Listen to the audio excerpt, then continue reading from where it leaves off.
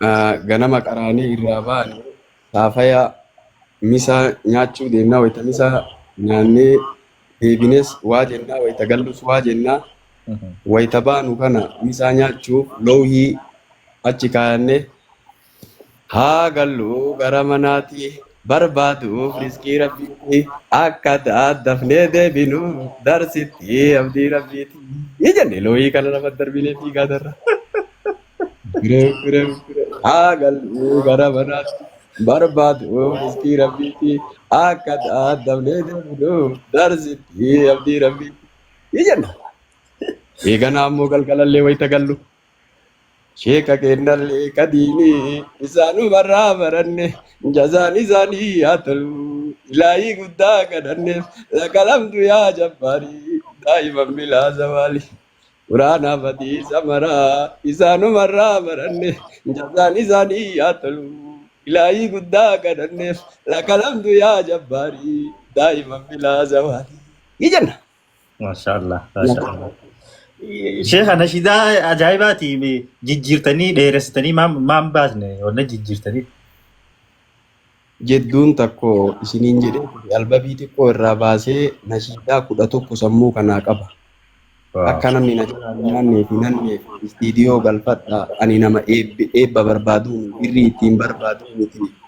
Ani isinumaa istiidiyoo galchuu barbaada istiidiyoo galfadha isiniin jedhe eebballee hin barbaadu hanga har'aa galchaa namni jedheen jiru nashidaa aleeka yaa rabbi aleekaa san nama waliin finfinnee dhaqinaan jedhee rabbi umrii isaa haa kaayuutiniin isatu gatii waan maraa baasee albabii sanirraa isinii gadhiise iluu beeytanii isatu wacii isaatiin deeme tuun akkasumatti haftee agarraatiitti yoo duunellee waliin haa ta'u maal goona jirrillee irratti hin barbaadu eebballee hin jenne istiidiyoo galfadhaa isiniin jedhe dadhabinni keessanii dadhabinni kashee kaaroo miti jechuu barbaada.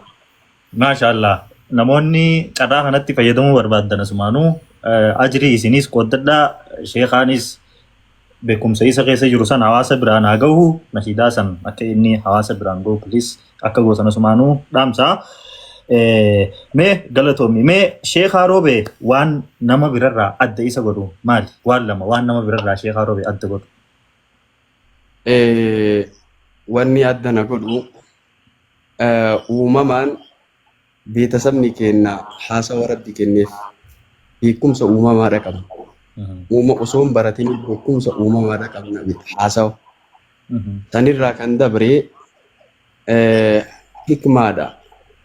اللهم آتي الحكمة جانين عبد الله بن عباس الرسول يا ربي حكمة كني حكمان حدودا قبض جاور علمائي نمني توكو وهو يو تبترد بأفاني رسكاي سن حكمة جدا حكمة كان ربي أفاني رنكاي كيو جتشونا مكان ما روبي أدامنا اتفاقاتنا مكان كن حكمة ما شاء الله مرة روبي أكسومة تاتي حكمة وانا كان ربين أفاني رنكاي إفدرا وان دبتو حديثas haa ta'u kitaabas haa ta'u lafa jala laaleen dhufu ammuma haasawallee uumamaan haasaya itti mari'adheellee hin haasawu ammuma yoo waan tokko haasaya kitaaballee akkuma sanitti osoo isheen kitaaba gubbaa gadi hin buusin naagalee dhiisaa isheen kan xaarinaa jedha hikma akkanaa kana.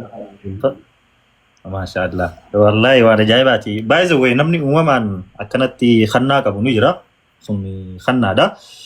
Tole karaa gara gaafiitti aantutti deemnaa mee sheekaan jalqaba gara miidiyaa kanaa akkamitti dhufuu danda'e akkamitti miidiyaa seene gaafa jalqaba hawaasni irra guddaan si baru baadoo baalee adaamaa fakkaachuun amma sansanii toopika jecha amma jette baalee adaamaa fakkaachuun amma jecha jiruun hawaasni hundi jechi kun feemasa ta'ee namni hedduun irra dalage mee sheekaan jalqaba miidiyaatti gara akkamitti dhufee fi mudannoon sanqa itti si mudatteerraa irraa nuti qiitii dabarra.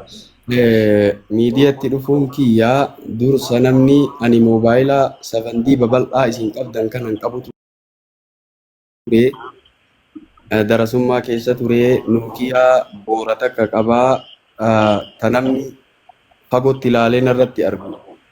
Ishii osoo baddeellee namni naa iyyaa ana bicha qaba moobaayila boora san Nookiyaa boora qabaa helikoophitarii amma marzii ittiin facaasan biqilaa ittiin facaasan tana fakkaatti boora ishii qaba ture yeroo darasummaadhaa galuu hangeetuu ture wayita galeetti masgida Hamzaa keessa taa'ee waan tokko madda ijoollee qaqqaraasisaa hogguun ramadaanni ga'ee ijoolleen magaalaa Roobee shabaabni na gaafatanii maaliif beekumsa qabdu nuun qoonne masgida keessattis takka ni ka'a wayita ka'uu daa'uwaa godhu daqiiqaa 3 biran dabarsu saruu siiraa nabii irraa himaa ummata das jedhe shabaabni waliin yaafataa maaliif siiraa kana ramadaana keessa naan jalqabne naan jennaan hayyee jedhee shabaaba jalqabsiisee moobaala hin qabu ture moobaala kiyyaan waraabaan turre moobaala Saadiq Almahdi nama jedhamu dhalataa magaalaa Roobee walta'iidha mucaa walta'iiti isaan waraabaa ture isa tunarraa waraabaa ani koomantii jalatti waan barreeffamu fi waan ammoo jedhamullee hin beeku isumanna hima sheeka namni akkanaa waa isinii niyyate sheeka namni ilaalate sheeka moobaayila maaliin aan je'aa ture ramadaana keessa isa dabarsaa ture warri siiraa narraa mootiniin qara'u ni beeka moobaala Saadiq Almahdiitiin na hordofaa ture eegana akkuma keessaa namni wayii bifa jaalalaatiin natti dhufee sheekaa beekumsi keessan kun hedduu isin keessatti argee haasawaa wayita haasawitanii fi akkuma san siiraa nabii wayita himtan imimmaan keessanii fi du'aa'iin keessan waan ammoo akka waan rabbiin bira jirtanii kadhattaniitti natti fakkaatee na dhagaamee hedduu siiraa keessantu ayna deebisee masgida irraa akka ramadaanni bahee hin hafne rabbiin waa hedduu du'aa'ii isin amiin jettan anillee jala taa'ee qalbiin afuumte maaf moobaayila keessan hin tajaajilamne sooshaal miidiyaa fayyadamaa yeroo ammaa namni eegaa gana ammoo namni isinirraa waraabuu namni isin beekin mobaayiluma keessanii maa mootiniin ummataan dabarsinee naan jennaan karaa keessaatiin nama gaggaafadhe ijoollee teennaa ta'a labaate tanni yeroo sanitti namni gariin gassi duukaa namni gariin ammoo afaanii mooraalii si godhaa namni gariin ammoo dhugama siigaati namni sadii beeki nama gaafadhellee himullee barbaadu keessaan hedduudha gaafadhe ture akkana moobaayila tana nuuf bitaa siiraa nabiin argitanii filaa xiyyaanaa dabarsu jennaan namni gariin achumaan callisee namni gariin asii rakkoon qabu naan je'ee namni wayii aboo siiran kee hedduu ganna siinaa waliin illee dabarsinee moobaayila 25,000 siifan ergaa kiinoo du'aayii naa godhinaan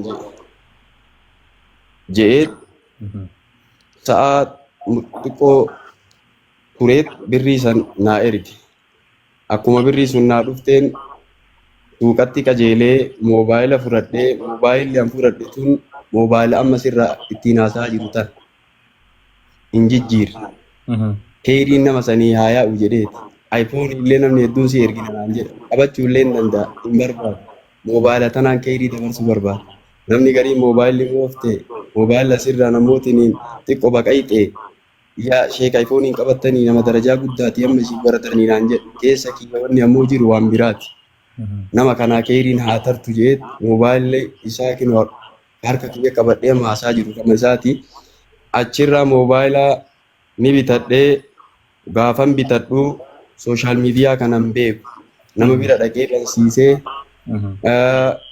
wayita jedhu akkanatti bananii akkanatti haasa'anii naan jedhan achuma keessa kitaaba siiraa nabii wayita himu namni waliif shersheer gata shersheerii kanayyuu hin beekuyya torbaan moobaayila qabadhee torbaan hin turre abboo akkanatti taa'uurra jedhee eega darasummaadhaa galee namni mana ona taa'uurra ontu takka ofitti qabu wayya jedhama marfu magaalaan tun xaba qabdi magaalaan imaana achi baadiyyaa fidde nama jalaa hir'ata waa ofitti qabi jechuu qalbiin na yaaddee jennaan mari'adhee eegana ammoo san keessa deemuun barbaadu laallachuutti ka'e lafallee waan qabullee midhaanillee kontiraata ni kennina jedhee ka'utti nama kaaniinillee keessumaa meenaa laalaa dubartii hayaa qabdu kabajaa qabdu numa jeeni saahiba kiyya tokko jiraa amma hin dubbadhu mana kiyya dhufaa, mana isaanii dhaqaa, wal jaalannaa, waliin rafnaa, waliin nyaannaa. Akkuma tasaa gaafan tokko mana isaanii wanta seenuu mucayyoon bareeda takka barrii duratti argee manuma isaanii keessatti. Aboo eegasitti hime maal goota tuni yoo eessa banne ajaa'ibaati tunuu bakka biraandiidha jeen.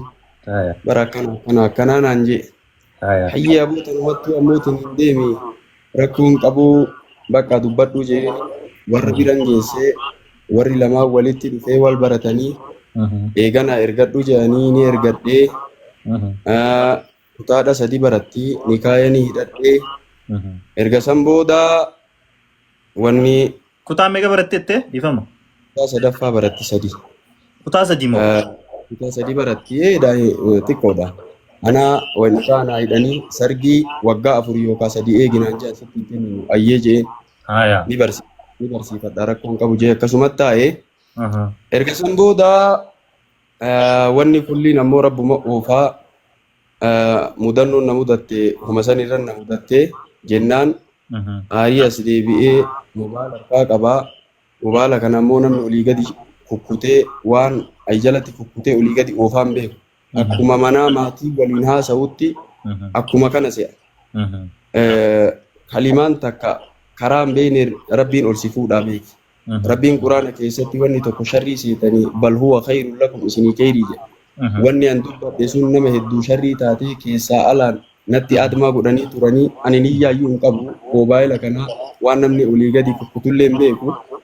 Achumarratti akka nama kitaaba irratti barreeffatee qara'ee wayii akka walalootti qaqqara'e kiyyu jechuun amma roobe daamana fakkaatu nama gatiin itti baasee fi maariin itti baasee na fuuldura amma kaa jedhee aboo hikmaa kenname wannan jedhuuf kana hikmaa wayii katabadhe hin kataban akka walalootti qara'ee akka walalootti waan san dhuga makaati duniyaa maraa walitti qabattee lafa kontiraata kennattee waan qabdu kubbee yoo mudannoon akkanaa si mudatu lafti tuni samii si fakkaatti samiin lafa si fakkaatti omaan dubbanne achirratti waan qara'e san akkasuma qara'e kanan beeku maaliifi wanni an qara'eef goddanyaa akkana godha anaa quraana qara'ee kitaaba rabbii qara'ee galee akkana na godhe saahiba manatti hin galfatina saahiba waliin hin mari'atina waan fuutanillee ittiin dubbatina manatti illee hin galchina alatti qallaba saahibni keessan ala haa ta'u mana hin barsiisina jechuu haa irraa hubatuufi nama malee ani garanaan eebii mucayyoo tuqeeyyuu rabbii hajjii na dhaabeen kakadhee qubayyuu hin qabu. Mutakka quban qabu sa'a 4 irratti argarraa yaadadha FB gubbatti haasa'e. Sa'a wayita namni na daddawwalee maal taatan ishee kabara bakka mara isintu jira maa waan akkanaa dubbatte amma kaasanaan jee namni na daddawwalee. Ani kaasuuyyuu hin beeku nama wii bira fidee kaasinaan je'anii mee kaasi jeen FB gubbaa isa kaasi edaa hattuun qaata olii gadi kukkuttee bara hattuun kukkuttee olii gadi hin jette wanni sun achiin ammootiin ana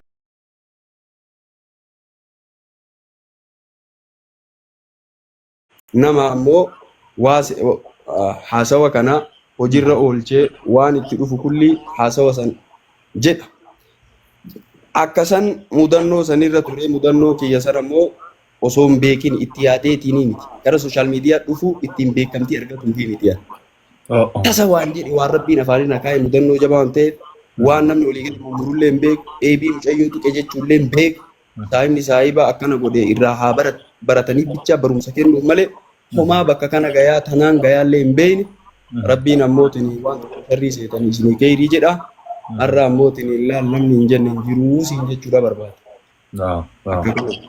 Dubbiin namni gariin akka biratti warreen fudhatan warreen eebii micoodhaa ishee baasee meebii akkasitti warri fudhatan dhugaadha mudannoon saahibaa fi waan garagaraati wanni akkanaa nama mudate ishee mudannoo akkanaati namoota akkanaaf irraa fageessaa jechuu ergaa san dabarsuu barbaadeeti dubbiin bal'attee sheekaanis achumaanuu hawaasa biratti fudhatama argatee akkuma inni jeegaa rabbiin farra keessaa ittiin nama baasuu hin dhabu sharrii fakkeessee khayrii godhee sii baasaa.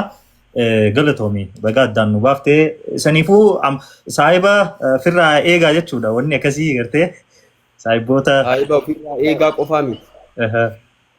Ani agarraa eebba qabu yookaan gammachuu wayii yoo waan godha waan qala jedhee nama waama nama wayita waame ufii kiyya harka dhiqa malee jaartii xiyya harka dhiqachiisu durriyyee mana jirti. Hattuudha beeki. Harka dhiqataa ollaal. Intala ollaal aba. Hattuu bar. Hattuu bar. Hattuudha. Harka dhiqataa ollaala. Ittiin kennu. Yeroo ammaa namni